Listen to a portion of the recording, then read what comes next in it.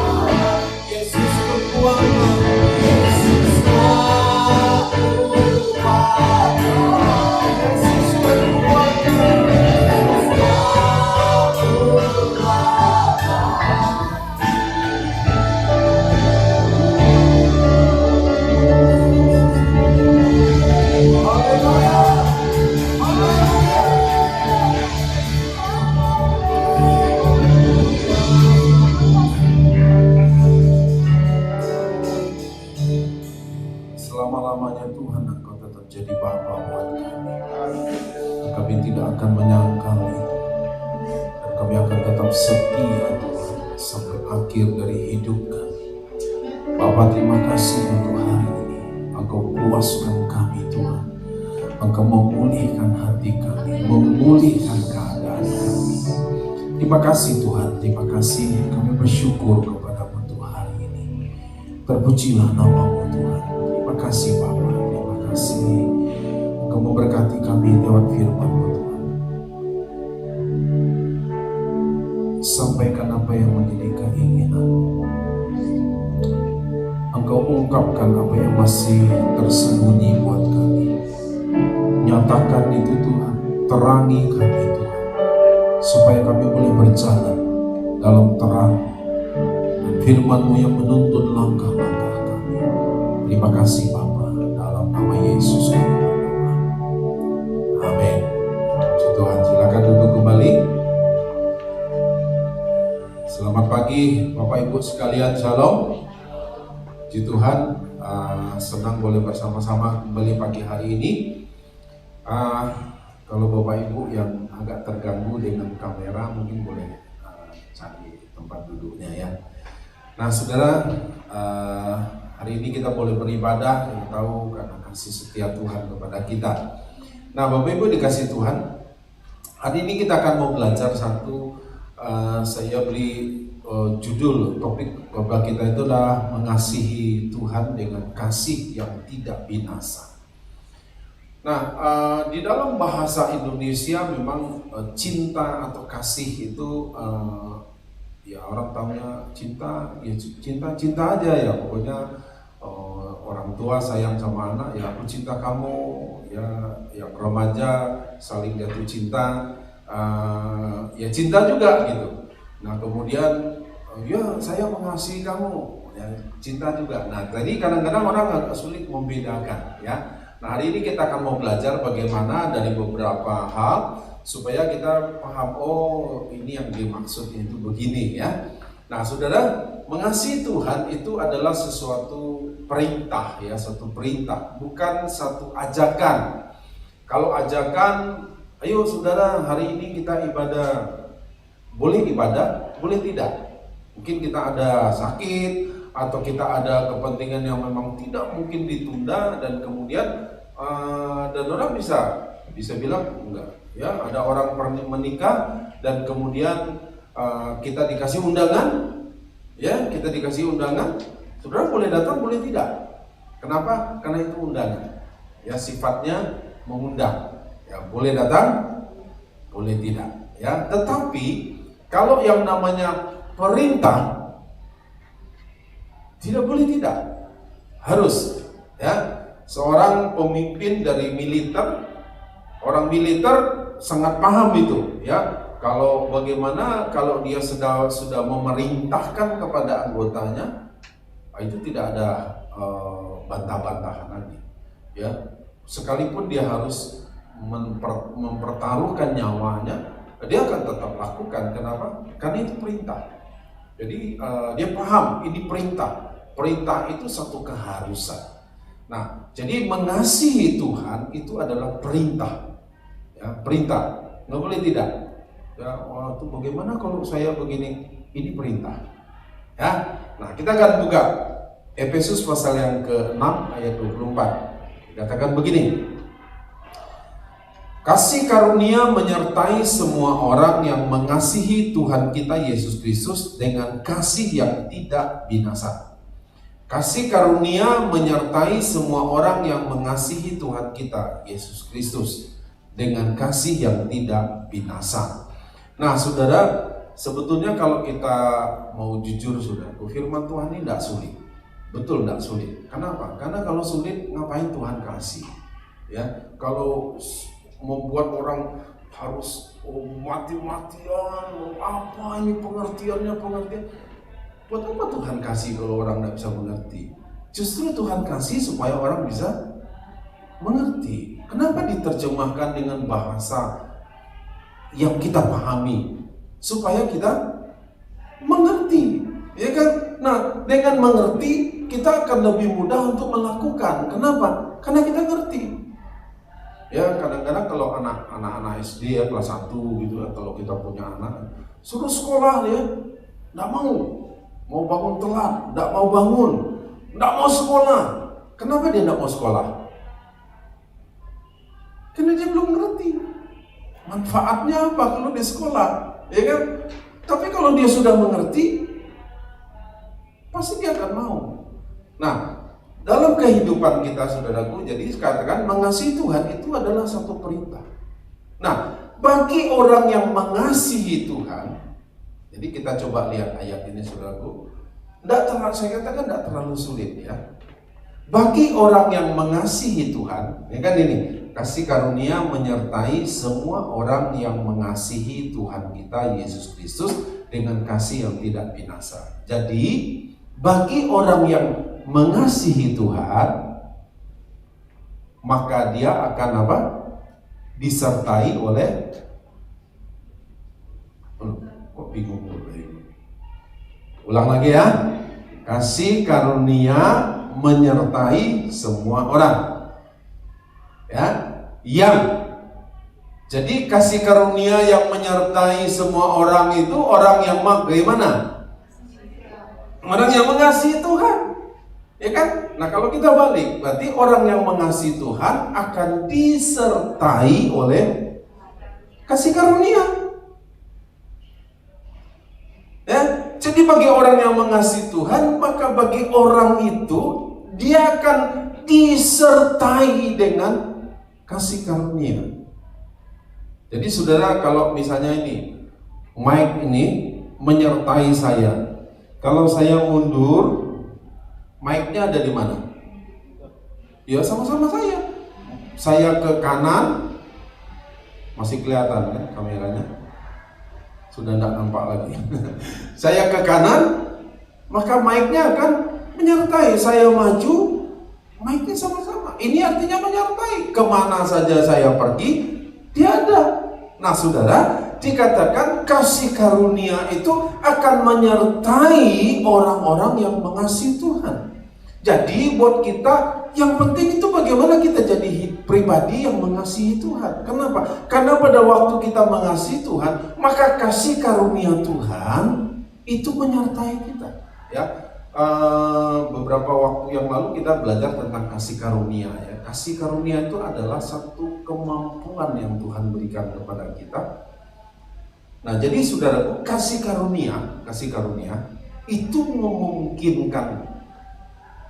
memungkinkan buat kita apa yang tidak mungkin bisa jadi mungkin. Apa yang bisa membuat yang tidak mungkin jadi mungkin itu? Kasih karunia. Kalau secara hitung-hitungan 1 tambah 1 berapa? Halo? Kok saudara bingung? Ini hitung-hitungan loh, saya tidak menjebak loh saudara ya. 1 tambah 1 berapa? 2 kan? Kenapa? Enggak, saya tidak menjebak ya. 1 tambah 1 2. Itu normalnya. Hitung-hitungannya itu begitu. Kalau 1 tambah 1 2. Tetapi kalau ada kasih karunia 1 tambah 1 itu bisa tidak terbatas. Kenapa? Karena kasih karunia memungkinkan untuk itu.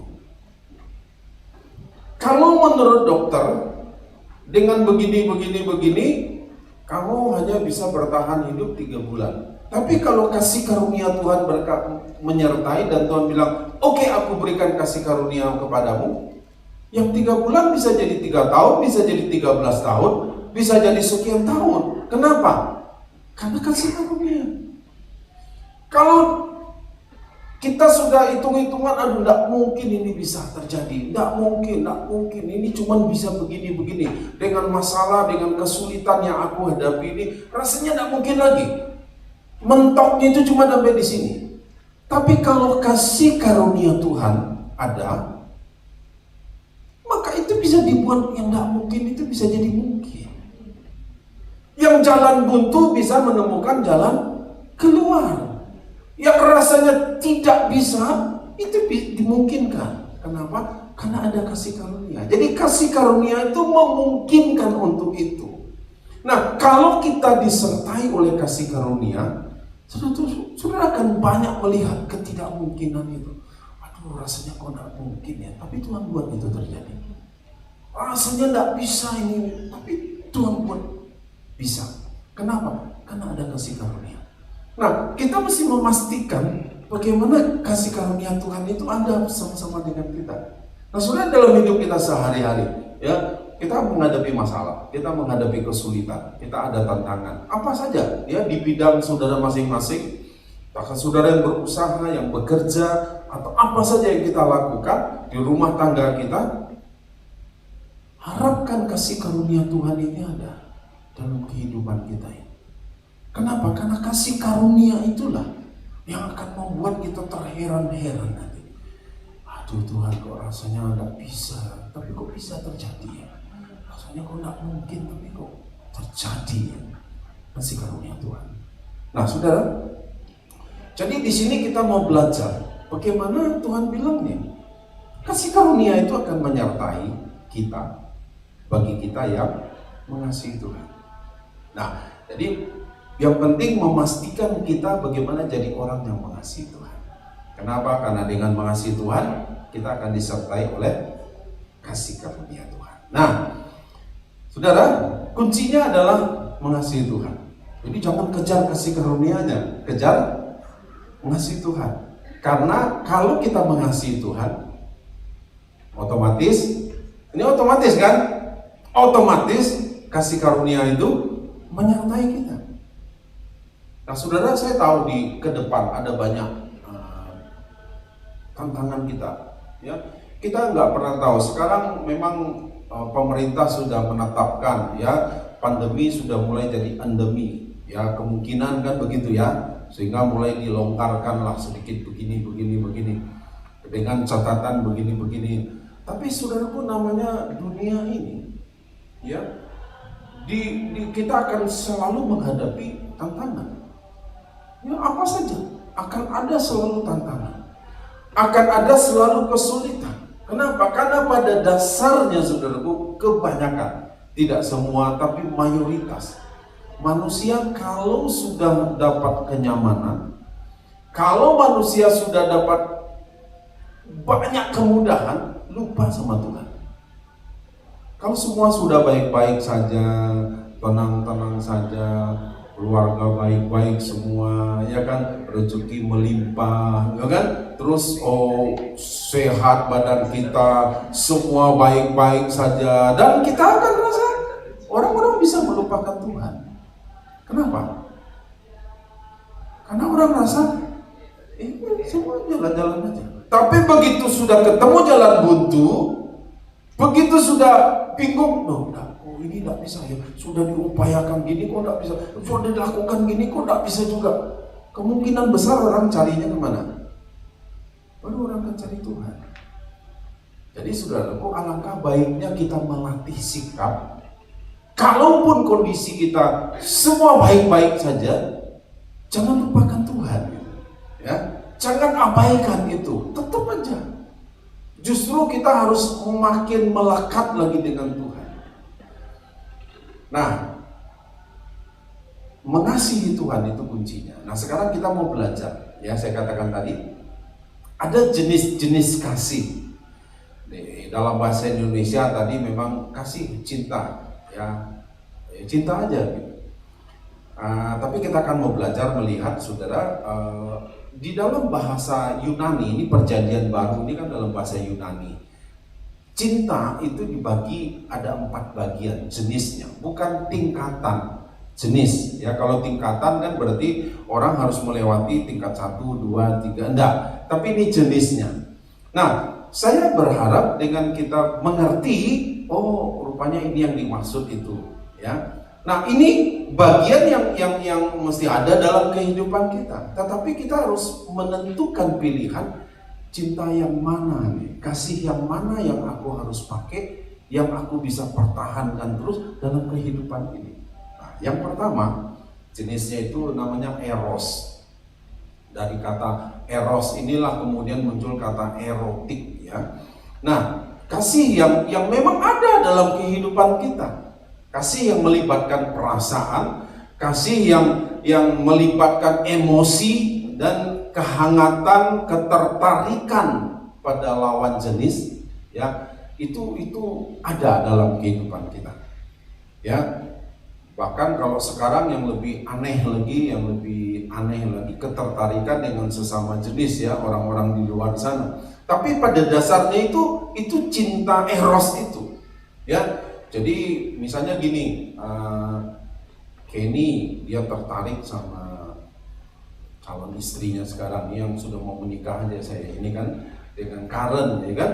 Kenapa? Karena pasti dasarnya itu ada cinta eros itu, ya.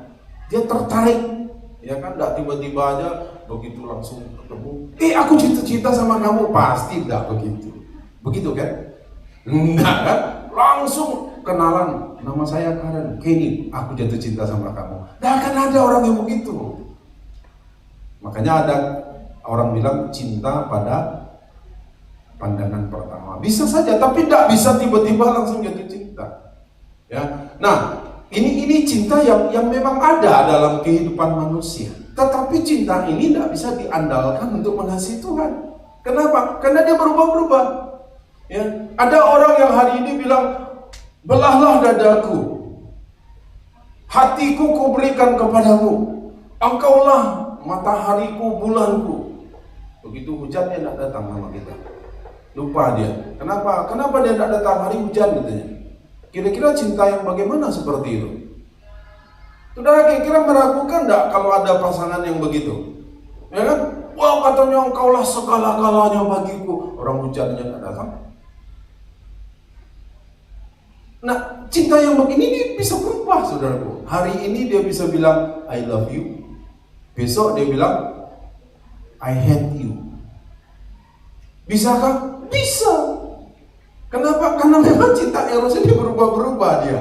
Ya, karena dia bergantung dengan suasana hatinya, tergantung dengan perasaannya, tergantung dengan keadaan sekitarnya, itu bisa mempengaruhi dia. Kalau dia lagi jengkel, dia bisa bilang aku benci kamu.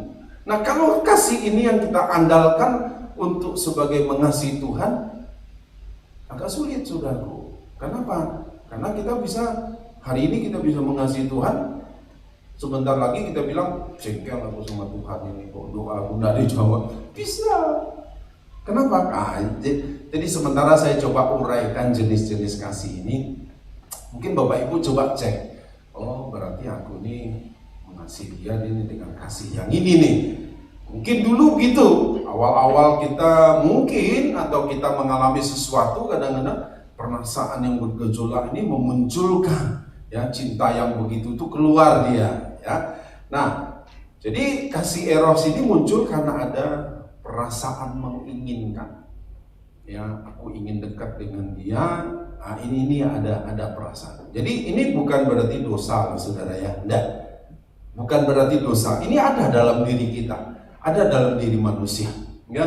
Untuk suami istri dia membutuhkan cinta eros ini, gairah, keinginan untuk dekat dengan pasangannya, ya. Atau ada yang di antara kita yang sudah tidak mau dekat-dekat lagi, Hah?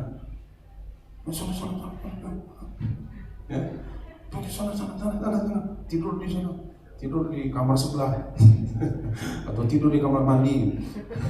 Ada yang begitu enggak? Tentu enggak lah, ya. Kenapa? Karena kasih eros ini muncul karena ada perasaan, ya. Oke, yang kedua, Philia atau Phileo, ya, Philia atau Phileo. Kasih persaudaraan atau kasih sahabat, ya. Kasih karena saling menguntungkan, ya. Aku curhat sama kamu, kamu bisa dipercaya, aku mengasihi kamu, ya. Kenapa aku bisa sayang sama kamu? Karena kamu mengasihi aku, ya. Kenapa? Karena aku bisa dekat dengan kamu, karena kamu peduli dengan aku. Nah, ini saling menguntungkan kasihnya, ya. Kasih persaudaraan, kasih sahabat. Jadi kasih ini saling menguntungkan, saling menyenangkan, dan saling mengagumi, ya. Tapi kalau salah satu terganggu, misalnya dia sudah mulai tidak menyenangkan, kasih ini mulai berubah dia. Nggak bisa. Orang mulai jaga jarak. Kenapa? Karena dia mulai tidak menyenangkan. Nah, ini palsu nih kasihnya. Kadang orang merasa kok awal-awalnya saja yang kelihatannya menyenangkan, kok makin lama makin kena. Orang ini kok pinjam uang terus ya. Waduh, orang ini kok pulsa, minta tolong kirim pulsa terus. Misalnya begitu ya. Rasa tidak menyenangkan dan orang bisa kasihnya ini. Kenapa? Karena kasihnya ini kasih yang saling menguntungkan, saling menyenangkan, saling mengagumi, saling ya. Kalau mulai tidak ada saling, cuman sepihak, orang kan terganggu. Nah, orang pun jadi meragukan, orang bisa aja tidak mengasihi. Nah, dalam konteks ini kalau kasih filia ini, kasih filio ini yang kita andalkan untuk mengasihi Tuhan, maka saudaraku, kalau doa kita tidak dijawab, ada banyak orang percaya kalau doanya tidak dijawab, dia tidak ke gereja lagi, dia tidak mau berdoa lagi. Kenapa? Karena tidak menguntungkan lagi buat dia. Itu buat apa aku berdoa? Buat apa aku ke gereja? Buat apa aku percaya sama dia? Itu doa aku tidak dijawab. Nah, ini karena dia saling. Jadi kalau kasih pilihan ini yang kita andalkan untuk mengasihi Tuhan agak sulit. Kenapa? Karena dia bisa berubah juga. Karena dia saling tadi itu kan. Nah, seolah-olah Tuhan itu perlu kita. Kan begitu. Kalau saya tidak datang ke gereja, nanti kan Tuhan. Yang rugi sebetulnya kalau kita tidak ibadah atau kita tidak berdoa, kita tidak lakukan firman, yang rugi sebetulnya siapa? Tuhan. Jadi Tuhan makin berkurang besarnya begitu. Makin berkurang hebatnya karena kita tidak setia dengan dia. Ya tidak berubah apa-apa Tuhan. Yang rugi siapa? Ya kita juga. Yang dirugikan adalah kitanya. Nah, tapi kasih filia ini adalah kasih yang tetap itu, saling itu. Ya. Dalam hubungan keluarga pun sebetulnya dia ada di dalam kasih filia ini ada. Ya. Tapi kalau saudara hanya mengandalkan ini saja, eros plus filia, kalau sudah hanya mengandalkan ini saja, nanti bisa clash terus ya, bisa ribut terus. Kenapa? Karena menurut kita enak di lu aja, ya kan? Enak di kamu aja. Saya sudah begini-begini, kamu tidak lakukan bagian kamu. Dia kan tuntut lagi begitu. Ya, nah ini kasih ini ada, ya ada, dia ada. Tapi kalau ini yang kita andalkan untuk mengasihi Tuhan, agak cukup sulit. Ya, rasanya tidak mungkin. Kenapa? Karena ada banyak faktor-faktor yang lain yang membuat nanti kita akan jadi hari ini kita mengasihi Tuhan, bulan depan tidak. Kemudian kita berubah lagi, kita kasih Tuhan lagi, dan kita tidak lagi. Nah, yang ketiga, jadi jenis yang pertama namanya apa? Apa? Eros. Yang kedua, filia. Yang ketiga, belum. Ya, karena saya baru mau sebutnya. Yang ketiga namanya storge. Storge ini kasih karena ada ikatan darah. Orang tua sayang, kasih cinta kepada anak. Anak cinta kepada orang tua. Ya kan? Kakak sayang sama adik, adik sayang sama kakak. Ya, suami mengasihi istri. Ya, ini hubungannya itu lebih ke situ, storge ini. Jadi storge ini adalah hubungan yang ada ikatan darahnya itu lebih ketat. Itu kasih storge ini. Jadi orang tua sayang sama anak. Oke ya, setuju ya? Pastilah. Orang tua pasti sayang sama anak. Ya, sayangnya itu yang namanya jenisnya itu storge. Kenapa? Ya gitulah sayang orang tua sama anak. Karena ada rasanya meskipun anak kita bandel-bandel tetap sayang nggak? Ya, marah-marah, tapi tetap sayang nggak? Tetap sayang kan? Ya. Udah kamu sudahlah nih. Kan begitu juga kan? Marah, ya tetap aja. Tapi kenapa? Itulah kasih storge tadi. Ikatan itu begitu. Ribut kakak adik, nanti kan bisa-bisa akur lagi. Kenapa? Orang abang adik, kakak adik. Ada ikatan darah itu yang kadang-kadang membuat orang mau memaafkan, mau ya sudahlah itu kan adikku, ya sudahlah itu kan kakakku. Bagaimanapun juga dia kakakku. Bagaimanapun juga sehancurnya hidupnya, atau dia tetap. Nah ini kasih ini ya ada dalam hidup kita. Ya, jadi eros, philia, storge. Yang keempat ini namanya kasih agape atau agapau atau agape. Nah, kasih agape ini adalah kasih yang tidak bersyarat. Kalau aku mengasihi kamu, ini syaratnya ada, ya kan gitu.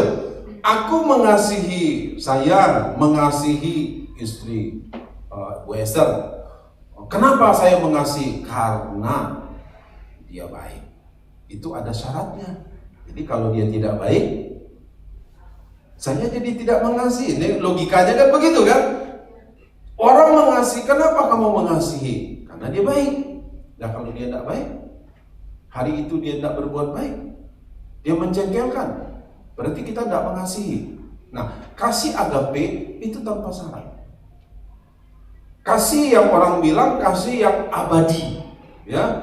Kasih yang tetap mengasihi walaupun tidak dikasihi. Jadi saya belajar ya, mengasihi istri tanpa alasan. Loh, kenapa kamu mengasihi? Alasannya apa? Saya bilang, ya enggak ada, saya mengasihi karena memang saya mengasihi. Ya sudah selesai. Loh, alasannya apa? Ya enggak ada alasan. Pokoknya alasannya saya mengasihi aja. Kenapa? Kalau ada alasan A, B, C, D, E, itu kan ada syarat-syaratnya. Jadi kalau alasannya ini tidak dipenuhi, kasihnya jadi berubah. Nah, padahal kasih agape atau kasih agapau itu dia abadi, tidak berubah. Nah, sehingga orang bilang kasih yang penuh dengan pengorbanan, atau juga disebut kasih walaupun. Ya, kasih walaupun dia tidak mengasihi, aku tetap mengasihi. Walaupun dia membenci, aku tetap mengasihi. Walaupun atau meskipun orang lain, meskipun keadaan tidak berubah, meskipun doaku tidak dijawab, aku tetap mengasihi. Nah, inilah yang disebut dengan kasih agape. Jadi kasih agape ini yang mesti ada dalam hidup kita. Kalau kasih agape ini yang kita pakai untuk kehidupan kita sehari-hari, dalam hubungan kita dengan sesama, dalam hubungan kita dengan Tuhan, saudaraku, kasih ini akan menolong kita, memampukan kita mengampuni meskipun orang lain mengecewakan kita. Ya, kasih ini akan memampukan kita berkata, ya, aku tetap mengasihi kamu. Kasih agape ini kita mesti punya. Ya. Nah, kasih agape ini yang disebut juga menggambarkan kasih Tuhan kepada manusia. Jadi saudara, kasih Tuhan ini harus ada dalam hidup kita. Kasih Tuhan yang seperti apa? Kasih agape tadi. Karena dengan kasih agape kita bisa mengasihi Tuhan dan mengasihi sesama. Nah, saudaraku, saya percaya ya, kalau mari kita berdoa, kita minta ini ya, dan kemudian pertahankan ini ada. Suatu kali cuma yang ada di Efesus dalam kitab Wahyu berkata, Tuhan katakan aku mencela engkau. Karena apa? Karena engkau sudah meninggalkan kasihmu yang mula-mula. Kasih agape itu dia tinggalin. Mulai mungkin cari keuntungan saja untuk dirinya. Kalau tidak menguntungkan, dia tidak mau lakukan lagi.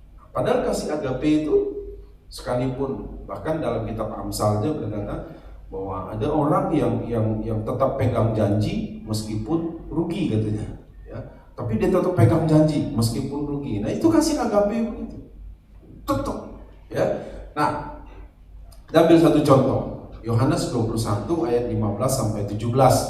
Dia ceritakan setelah Yesus mati disalib, kemudian hari ketiga dia dikubur dan hari ketiga dia bangkit, dan selama 40 hari dia beberapa kali dikatakan menampakkan diri kepada murid-murid. Nah, satu kali di bagian terakhir dari kitab Injil Yohanes, di Yohanes pasal yang ke-21 ini, dikatakan pada waktu itu murid-murid ada dia dengan Yesus di tepi pantai.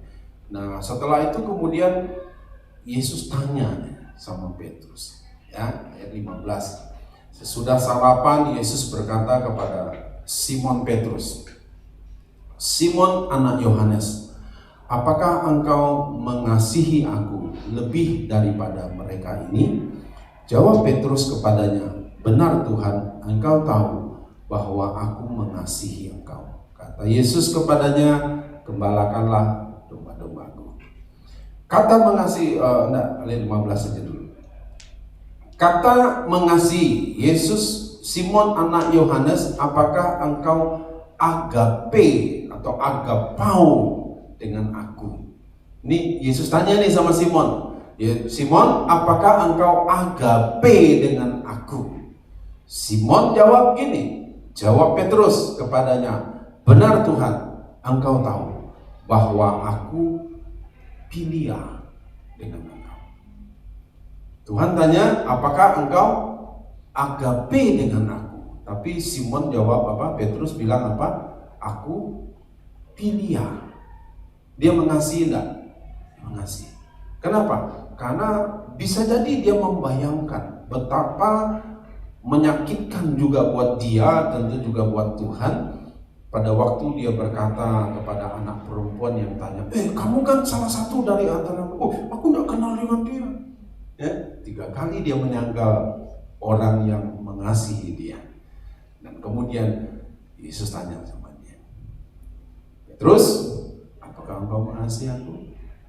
Apakah engkau agape dengan aku?" "Iya Tuhan, benar Tuhan, engkau tahu," katanya.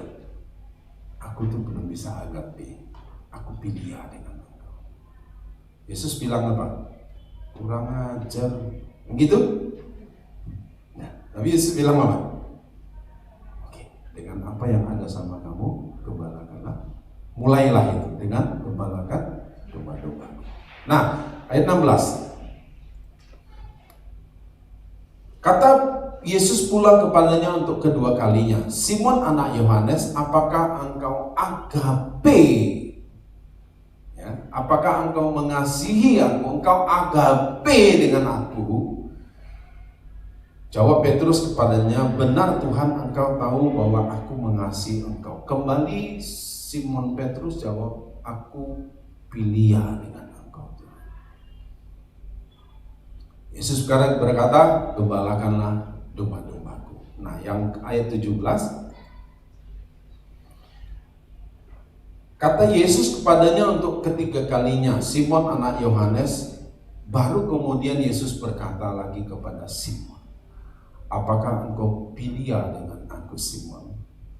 Nah, nangislah si Simon, ya. Maka sedih hati Petrus karena Yesus berkata untuk ketiga kalinya, ya. Dan dia berkata, "Tuhan, engkau tahu segala sesuatu. Engkau tahu bahwa aku itu mengasihi engkau. Aku pilia dengan engkau." Kata Yesus kepadanya, "Gembalakanlah domba-dombaku." Tak lama kemudian Yesus naik ke surga, dan kemudian Roh Kudus dicurahkan. Tapi sejak saat itu, Petrus tidak pernah lagi pilia dengan Yesus. Dia memberikan agape itu. Kenapa, saudaraku? Karena dia menyadari dirinya. Memang aku sudah berusaha, aku berupaya mengasihi Tuhan dengan aku yang ada padaku, ternyata aku gagal. Ternyata mengasihi Tuhan itu perlu agape. Saudara, seringkali kita tidak dihargai dengan apa yang kita lakukan. Itulah penguncian untuk melihat engkau agape dengan Tuhan, engkau agape dengan sesama. Tapi kalau kita eros atau kita pilia saja, atau kita hanya storge saja, Saudaraku, suatu saat kita akan keluarkan unek-unek kita. Kamu kurang ajar, kamu nggak tahu untung, kamu nggak balas budi, kamu begini. Kenapa? Karena eros, philia, dan storge itu yang kita andalkan. Saudaraku, mari kita mau belajar, ya. Agape ini jadi sesuatu, ya. Mari kita terus supaya kita mengasihi Tuhan dan mengasihi sesama dengan agape. Karena itulah yang kita bisa andalkan dalam kehidupan ini. Kasih inilah yang kita akan bisa bawa. Karena dikatakan kasih abadi, kasih yang tidak akan pernah habis-habisnya. Kalau kasih eros, kasih philia, kasih storge, saudaraku, seumpama nih kita punya 100%. Kalau kita kasih 50%, yang tinggal berapa? Nih hitung-hitungan logika aja ya. Kita punya 100% nih. Kita kasih 50%. Kita berharap kan ada timbal baliknya. Kita dikasih lagi 50% supaya dapat lengkap kita kan? Karena kita punya 100%, kita sudah kasih 50% untuk istri kita, untuk anak kita. Kita berharap istri dan anak kita atau suami dan anak kita mengasihi kita kembali supaya yang 50% sudah kita bagi itu kembali lagi. Tapi kadang-kadang yang diterima cuma 30%. Jadi defisit dia 20% atau yang diterima cuma 10% atau kadang-kadang enggak balik-balik dia. Sehingga yang 50% tetap tinggal, dan begitu kita ada orang lain, ada tetangga yang harus kita kasih, ada ini kita bagi lagi, lama-lama kan dia habis. Tapi beda dengan agape. Agape itu karena sumbernya ada, jadi dia dikeluarkan pun 50%, yang di sini tetap 100%. Kenapa? Karena sumbernya ini ada di sini. Dikeluarkan pun 100%, yang di sini ini tetap ada 100%. Sebabnya apa? Sumbernya itu ada di sini. Dia tidak akan pernah habis-habis. Itulah yang dinamakan kasih abadi. Dia ada terus menerus. Jadi mau dikeluarkan berapapun, mau dikasih berapapun, dia tidak akan pernah habis. Nah, ini jadi bahan perenungan buat kita. Kenapa kadang-kadang kita menuntut orang lain, menuntut Tuhan? Karena mungkin kita tidak agape dengan Tuhan atau dengan sesama. Sehingga kita menuntut, balikkan apa yang aku beri, balikkan apa yang aku sudah kasih. Tapi kalau orang agape, maka dia tidak akan tuntut balik. Kenapa? Karena dia tahu pada waktu dia kasih 100%, dia tidak habis, dia tetap ada 100%. Kenapa? Karena dia tahu sumbernya itu ada. Kembali lagi saudaraku, kuncinya hanya satu: mengasihi Tuhan dengan kasih Tuhan tadi. Kasih yang lain ada dalam diri kita, tapi itu tidak bisa kita andalkan. Kita tidak bisa andalkan itu untuk mengasihi Tuhan dan mengasihi sesama. Doa kita bersama, biarlah kasih agape itu boleh ada dalam kehidupan kita. Mari kita berdoa.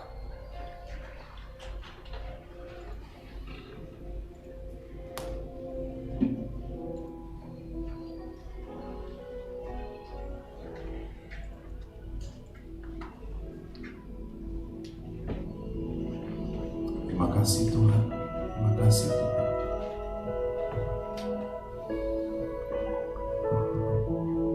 Pagi ini Bapak Ibu, mari kita mau cek dalam kehidupan kita masing-masing.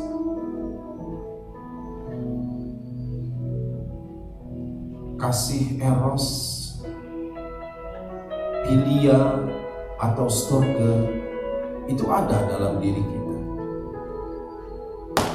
Tapi ini kasih atau cinta yang kita tidak bisa andalkan untuk kita jadikan sebagai kasih kita kepada Tuhan. Kenapa? Karena kasih ini selalu ada syaratnya. Tapi Tapi Tuhan mau kita mengasihi dengan agape, kasih yang tanpa syarat, kasih yang tanpa syarat, kasih walaupun tidak dikasihi, dia tetap mengasihi. Walaupun dikecewakan, dia tetap mengasihi.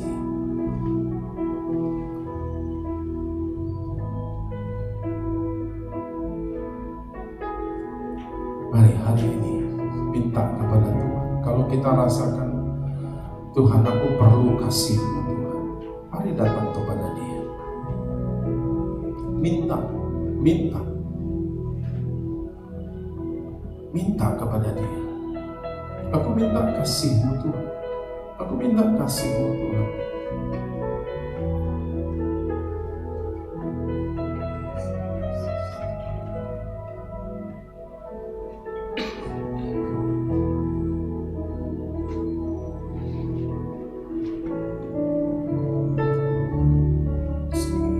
Yang sempurna telah ku terima dari-Mu,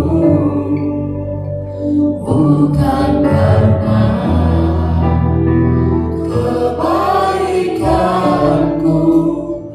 hanya oleh kasih karunia-Mu.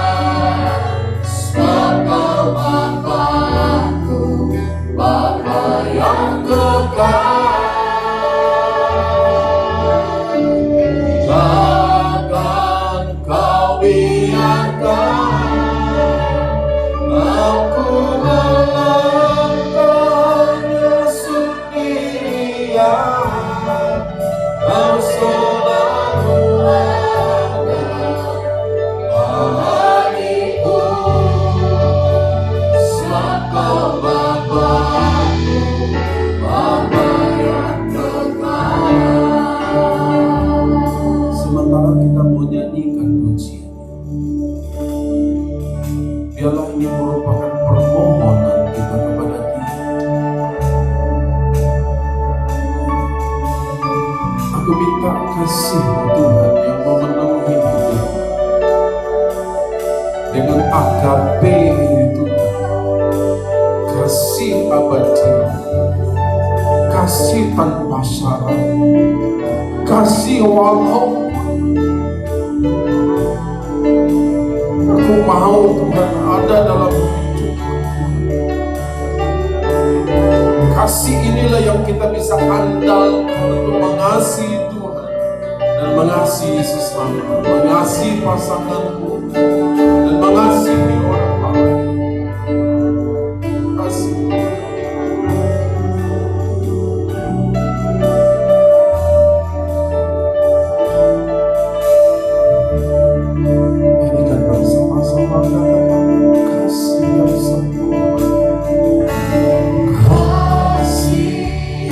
Sempurna telah ku terima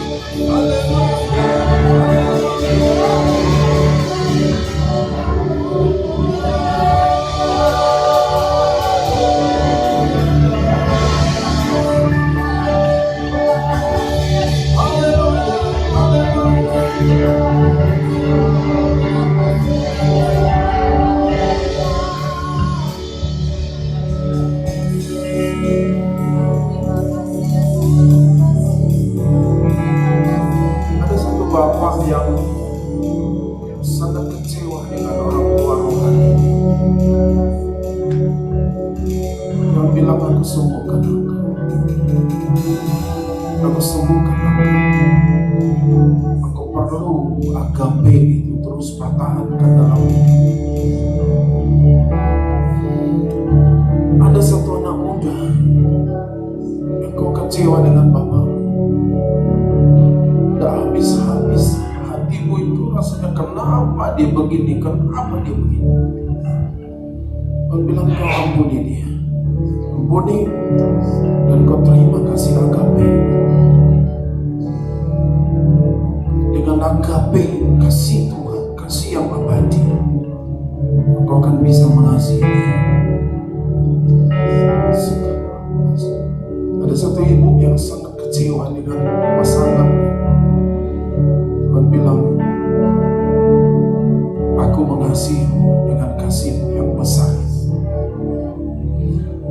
Lepaskan pengampunan di pasanganmu, lepaskan pengampunan.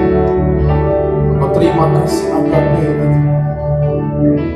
Tanpa pengampunan tidak mungkin kasih agape itu ada dalam hidupmu. Dengan membiarkan kekecewaan dalam hidupmu, engkau tidak akan pernah bisa terima agape. Agape itu hanya bisa diterima kalau engkau melepaskan pengampunan. Kau melepaskan pengampunan, membuang kekecewaan, meninggalkan kepahitan, maka agape itu turun dalam hidupmu.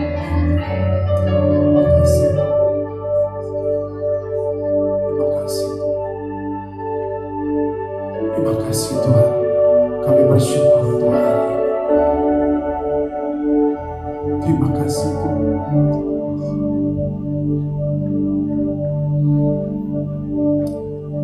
Terima kasih Tuhan, Engkau yang melawat kami, Engkau memulihkan kami. Pulihkan setiap anak-anak-Mu Tuhan. Pulihkan keadaan kami hari ini Tuhan. Kami tahu Tuhan, kasih itu ada dalam hidup kami, kasih agape itu Tuhan, dan Engkau mau kami mengasihi dengan kasih agape, kasih yang tanpa syarat, kasih tanpa syarat, dan biarlah Tuhan kami mau Tuhan lakukan. Terima kasih Tuhan, terima kasih Tuhan, terima kasih Tuhan, terima kasih. Terima kasih Tuhan, terima kasih. Kami bersyukur untuk hari ini. Terima kasih Tuhan, terima kasih. Kau beri yang ku minta saat ku mencarimu mengabaikan ku mengetuk pintumu dan aku katakan sebab kau Bapa-Ku, Bapa yang takkan kau biarkan aku melangkah hanya sendirian. Kau selalu ada bagiku, sebab kau Bapa-Ku, Bapa yang dekat, yang selalu ada bagiku, sebab kau Bapa-Ku, Bapa yang dekat.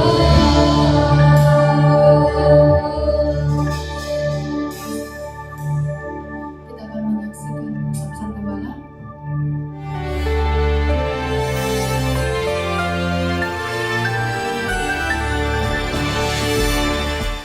Shalom warga kerajaan, ada hak-hak istimewa ataupun berkat-berkat khusus bagi mereka yang mengasihi Sang Raja.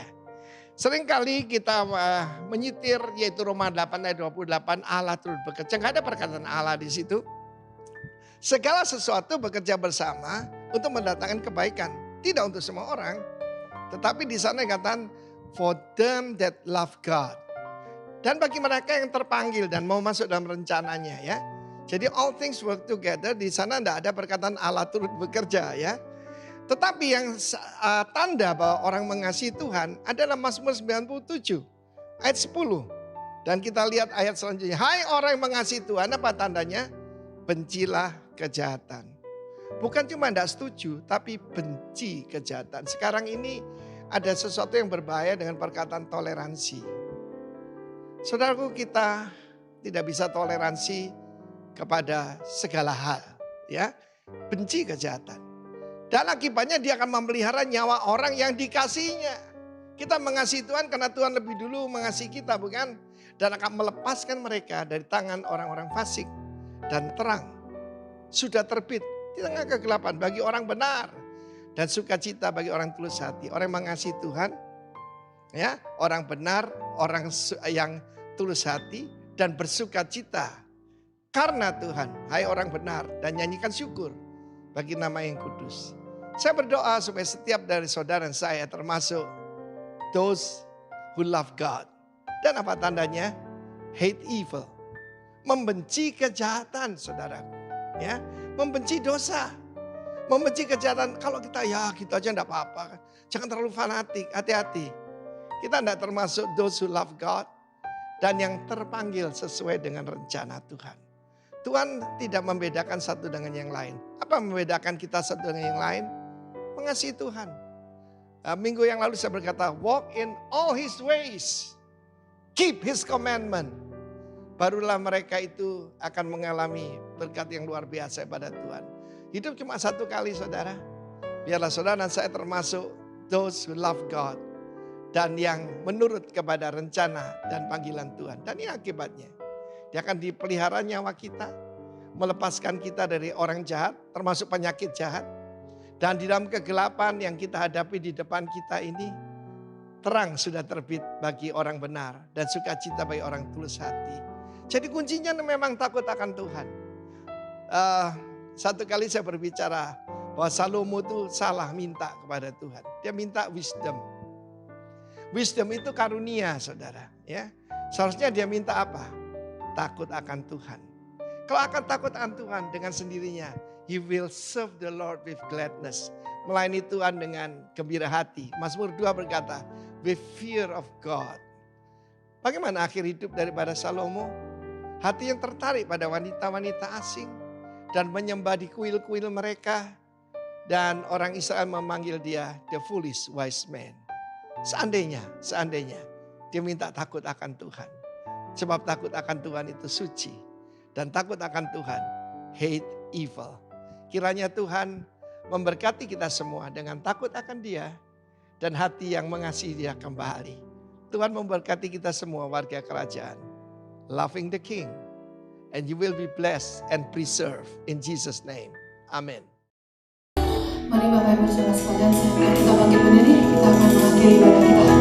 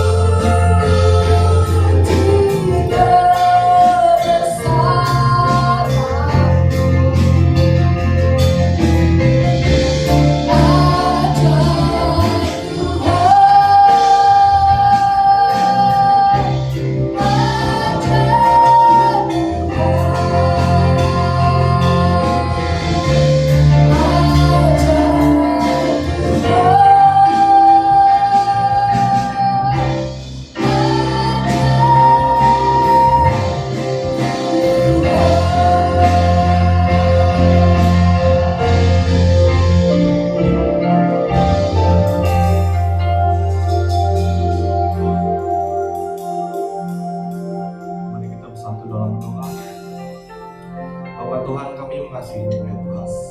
Karena Engkau Tuhan terlebih dahulu mengasihi kami. Engkau Tuhan yang memulihkan kami dan mengampuni kami. Terima kasih Tuhan untuk setiap kebaikan yang Tuhan lakukan dalam kehidupan kami dan melalui kehidupan kami Tuhan. Terima kasih ya Tuhan Yesus, kami selalu bersyukur Tuhan sebab Engkau Allah selalu menerima kami.